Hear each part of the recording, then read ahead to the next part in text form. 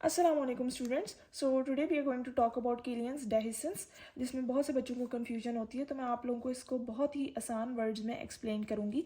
Basically आप लोगों ने एक बात याद रखनी कि हमारी जो फेरिंग्स होते हैं उसके अंदर 3 कंस्ट्रिक्टर्स मसल्स होते हैं, सुपीरियर, मिडल, इंफीरियर। जिसमें हमारे पास जो इंफीरियर कंस्ट्रिक्टर होता है उस it is further composed of 2 muscles.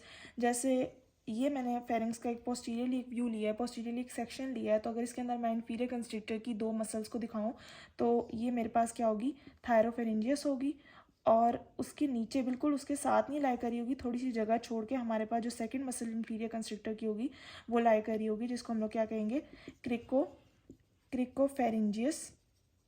और ऊपर वाली कौन सी थी हमारे पास, ये वाली है हमारे पास थायरोफेरेंजियस। तो ये दोनों मसल्स एक दूसरे को ओवरलैप नहीं करती, बल्कि इनके दरमियान एक स्पेस रह जाती है, एक पोटेंशियल स्पेस रह जाती है, जो कि एक वीक एरिया होता है, जिसको मैं रेड से शो करती हूँ। अब ये वीक एरिया, इसका लेवल आप लोगों ने जहन में रखना है कि या तो ये वोकल कॉर्ड्स के लेवल पे होगा, या फिर ये हमारे पास क्रिकोफेरेंजियस से आपने याद रखना है कि यहाँ पे क्रिकॉइड कार्टिलेज होता है, तो इससे थोड़ा सा ऊपर ये वीक एरिया पड़ा होगा। ठीक है, रेड एरिया, वीक एरिया, यहाँ पे मसला हो सकता है, इसलिए मैंने इसको रेड से शो किया हुआ है। तो नॉर्मली हमारा जब फूड पास करता है, अच्छा ये जो है ना, यहाँ पे हमारे पास क्या होता है कि चांसेस होते हैं कि यहाँ से डाइवर्टिकुला यानी आउट पाउचिंग जो है फेरिंग्स की बाहर निकल आए। जो कि आउट पाउचिंग क्यों बनती है कि अगर हम लोग कोई बोलस वगैरह स्वॉलो कर रहे हैं तो जाए नीचे जाने के वो कहीं ऊपर आ जाए, रिगर्जिटेट कर जाए, बाहर की तरफ निकल जाए, तो उसके अंदर जो है फेरिंग्स की वॉल बाहर प्रोट्यूट कर जाती है, तो वो इस वीक एरिया से निकलती है, जिसको हम लोग क्या कहते हैं, किलियंस डेहिसेंस कहते हैं। ठीक है, और ये जो डाइवर्टिकुला फेरिंग्स का बाहर निकलता है उसको हम लोग क्या कहते हैं, फेरिंजियल डाइवर्टिकुला कहते हैं।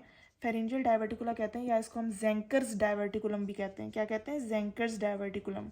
ठीक है, अच्छा अब जो बोलस होता है वो नॉर्मली जो है वो तो नीचे जाता है, लेकिन किन किन सूत है मतलब नॉर्मली किस तरह वो नीचे जाएगा कि थायरोफेरेंजियस हमेशा हमेशा हमेशा हमारा रिलैक्स करता है नॉर्मल कंडीशंस के अंदर, और हमारा जो क्रिकोफेरेंजियस होता है वो हमेशा कंस्ट्रिक्ट होता है और मतलब कॉन्ट्रैक्ट करता है ताकि हमारे पास जो बोलस हो वो नीचे जाए। लेकिन अगर ऐसा ये दोनों मसल्स ना कर सकें, यानी क्रिकोफेरेंजियस के कंस्ट्रिक्ट होने पे थायरोफेरेंजियस रिलैक्स ना हो सके, जो कि ऑफ कोर्स किसी न्यूरल जो है डैमेज की वजह से हो सकता है। न्यूरल डैमेज कौन सा होता है कि हमारे जो दोनों मसल्स होते हैं उनको डिफरेंट जो है नर्व सप्लाई मिल रही होती है। जैसे कि हमारे पास थायरोफेरेंजियस होता है, उसको सप्लाई कर रहा होता है कौन, फेरेंजियल प्लेक्सिस सप्लाई कर रहा होता है, और जो हमारे पास क्रिकोफेरेंजियस होता है उसको हमारे पास रिकरेंट लेरेंजियल नर्व सप्लाई कर रही होती है। तो अगर इन नर्व्स के अंदर कोई मसला आ जाए तो ऑफ कोर्स क्रिकोफेरेंजियस जब कॉन्ट्रैक्ट करेगा तो थायरोफेरेंजियस रिलैक्स नहीं कर पाएगा, जिसकी वजह से हमारा जो बोलस होगा, bolus it cantt B move downward, हमारे डाउनवर्ड्स नीचे नहीं जाएगा, जिसकी वजह से हमारा बोलस इधर ही इसी एरिया में रुक जाएगा। और इस एरिया के अंदर जब वो रुकेगा तो ये यहाँ से बाहर निकल आएगा, क्योंकि जाहिर है उधर तो लाइक कोई जगह नहीं है उसके लिए, तो फेरिंग्स की वॉल बाहर प्रोट्यूट कर जाएगी इस एरिया से, जिसको हम लोग क्या कहते हैं, फेरिंजियल डाइवर्टिकुला कहते हैं। So this was all about Killian's dehiscence. जज़ाकल्लाह।